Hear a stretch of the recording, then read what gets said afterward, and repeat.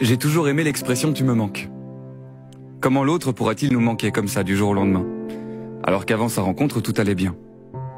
Pour moi, tu me manques, ça revient à dire « tu m'as toujours manqué ». Je l'ignorais jusqu'ici, voilà tout. Ce que je croyais être ma vie n'était en fait que l'attente de ton arrivée, et ce que je nommais solitude portait en réalité le nom de ton absence. À l'inverse, je déteste le mot adieu.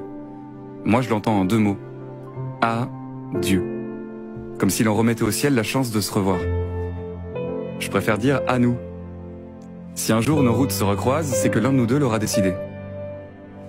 À nous. C'est l'adieu des amoureux qui espèrent secrètement se retrouver, et aucun dieu n'y pourra rien changer. J'aime le mot abîmer aussi.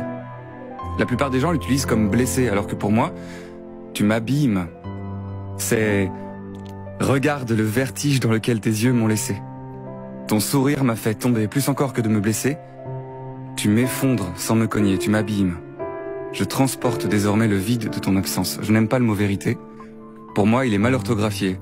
On devrait l'écrire avec S, même au singulier.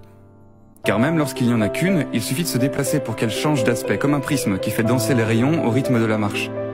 S'attacher à un discours, c'est vénérer l'immobilité. Et celui qui écrit vérité sans S n'a jamais fait promener son avis vers d'autres pensées. D'ailleurs, j'adore le mot penser, car si l'on pense ses blessures, on se remplit la panse aussi dans les dîners, et tout comme l'estomac, l'esprit doit se nourrir. J'aime les gens qui, à trop vouloir penser, dévorent trop de livres, trop de films ou de musique. Ils ont l'âme qui déborde des yeux. On dirait que leur cœur cherche encore à grignoter, c'est ce que j'appelle, moi, la curiosité. Passion aussi est un de mes mots préférés. Beaucoup le confondent avec passe-temps. Mais en réalité, ce mot vient du latin et signifie douleur. Quand je dis « c'est ma passion », je dis « c'est ce qui me brûle ». C'est cela qui me tue, ça m'habite. En fait, ça m'obstine. Je meurs sur le champ si je refuse de m'y résoudre. La passion, je l'abandonne, elle me retrouve sur le palier. Ce n'est pas un plaisir, c'est un besoin, comme de manger. Et si je souffre de la faire, je mourrais de l'arrêter. Rilke écrivait d'ailleurs « c'est de l'art si ça vient d'une nécessité ».